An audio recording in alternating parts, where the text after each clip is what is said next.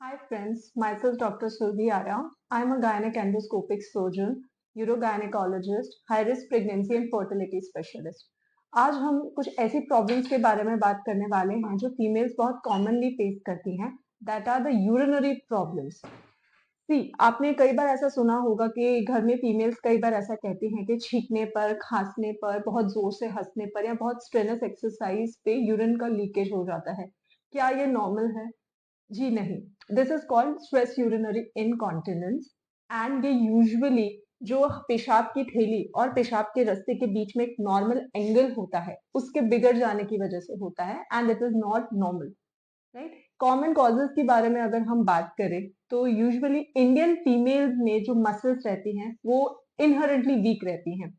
Second most common cause is multiple child birth, जिसकी वजह से पेल्विक मसल्स वीक हो जाती हैं एंड यूरिनरी सिस्टम पूरा नीचे आ जाता है।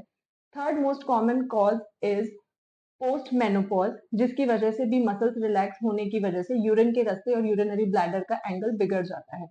अगर हम बात करें इसके डायग्नोसिस की तो बहुत कॉमनली हम सिर्फ नीचे से एग्जामिन करके ही पेशेंट को कफ एंड स्नीज करके देखते हैं कि अगर पेशेंट का यूरिन इन सब मैन्यूवर से लीक हो रहा है, this is called a leak test positive and this confirms stress urinary incontinence.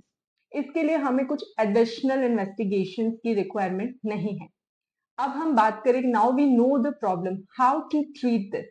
देखिए, depends upon the grade of stress urinary incontinence. अगर खांसने पर, छींकने पर या जोर से हंसने पर ही यूरिन लीक होता है तो ऐसे में हम उसे ग्रेड 1 एसयूआई कहते हैं एंड इनिशियली हम ऐसे पेशेंट्स को पेल्विक फ्लोर स्ट्रेंथनिंग एक्सरसाइजेस करने बोलते हैं। ऐसी एक्सरसाइजेस के बाद विद इन 6 to 8 मंथ्स हमें काफी पेशेंट्स में रिलीफ देखने को मिलता है। बट ऐसे पेशेंट्स जिनको इन एक्सरसाइजेस के बाद भी ये प्रॉब्लम बढ़ती चली जा रही है या फिर कंटिन्यूस है और अगर उनको पोजीशन चेंज करने पर भी यूरिन काफी अमाउंट में लीक हो जाता है, ऐसे पेशेंट्स में सिर्फ सर्जिकल इंटरवेंशन पॉसिबल है। सर्जिकल इंटरवेंशन दो वे से होता है। या तो हम आपके पेशाब के बीच के रास्ते में एक सिंथेटिक मेश रख दे, जिसे हम लोग टीओटी एंड टीवीटी प्रोसीजर बोलते हैं, या फिर हम दूरबीन के द्वारा जो पेशाब की थैली एंड पेशाब का रास्ता जो नीचे आ गया है उसे उसकी पोजीशन पे एक स्टिच के थ्रू फिक्स कर दें। उसे हम लोग बर्च कॉर्पस सस्पेंशन बोलते हैं। ओवर 5 years ऑफ इंटरवल इनकी सक्सेस रेट 75 to 85% है। सेकेंड मोस्ट कॉमन प्रॉब्लम की अगर हम बात करें तो दैट इज बहुत तेज यूरिन लगता है and female is not able to control that urge. This is called urge incontinence. अगर हम इसके कॉजेज की बात करें तो ये दो टाइप का होता है, sensory and motor. Sensory is usually spine related problem, जैसे किसी को डायबिटिक न्यूरोपैथी हो, स्पाइनल इंजरी हुई हो पहले, मल्टीपल स्क्लेरोसिस का पेशेंट हो, ऐसे पेशेंट्स में सेंसरी अर्ज यूरिन इनकॉन्टिनेंस होता है।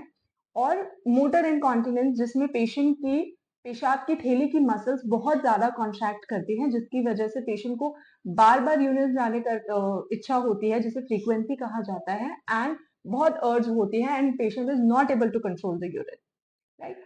अगर हम इसके टेस्ट की बात करें तो यूजुअली हम यूरोडायनेमिक स्टडी एंड यूरोफ्लोमेट्री से इनको कंफर्म करते हैं एंड आफ्टर कंफर्मेशन अगर मोटर कॉज है तो उसका दवाइयों से ट्रीटमेंट पूरी तरीके से पॉसिबल है। एक और चीज, अगर यूरिनरी कोई भी प्रॉब्लम है, चाहे वो अर्ज हो चाहे वो स्ट्रेस हो, इन्फेक्शन रूल आउट करना बहुत जरूरी है। आफ्टर रूलिंग आउट इन्फेक्शन हम ये सारे डायग्नोसिस बना सकते हैं।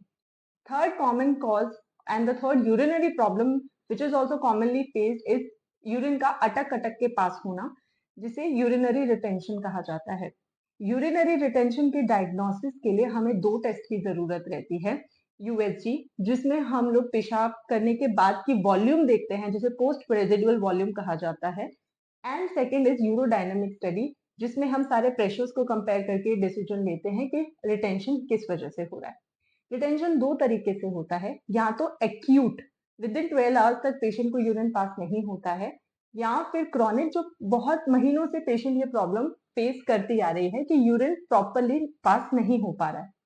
कॉमन कॉजेज की अगर बात करें तो एक्यूट रिटेंशन का कॉमन कॉजेज पोस्ट सर्जिकल होता है। वेजाइनल एरिया में कोई भी सर्जरी हुई हो, जैसे पेरिनियोग्राफी या फिर नॉर्मल डिलीवरी में जब हम एपिजोटोमी रखते हैं, ऐसे पेशेंट्स को कई बार ट्रॉमा या स्पाज्म की वजह से यूरिन पास करने में दिक्कत आ सकती है।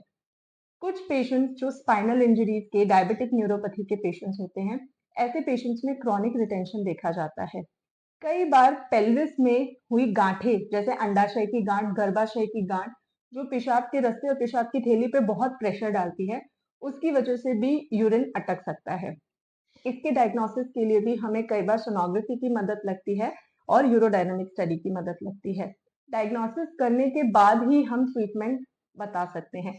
अगर इंजरी हुई है तो यूजुअली पेशेंट को क्रॉनिक रिटेंशन होता है और उसकी वजह से पेशेंट को बार बार खुद से कैथेटर करके यूरिन को ड्रेन करना पड़ता है। एक्यूट रिटेंशन के केस में सिर्फ एक बार हम यूरिनरी कैथेटर डाल देते हैं and with in 6 to 8 hours patient खुद से ही यूरिन पास करने लगता है। अगर आप में से किसी को ऐसी कोई भी प्रॉब्लम्स हैं, so please talk to your gynaec freely, ताकि हम इसका एक डायग्नोसिस बना के आपको प्रॉपरली ट्रीट कर सके। Thank you so much.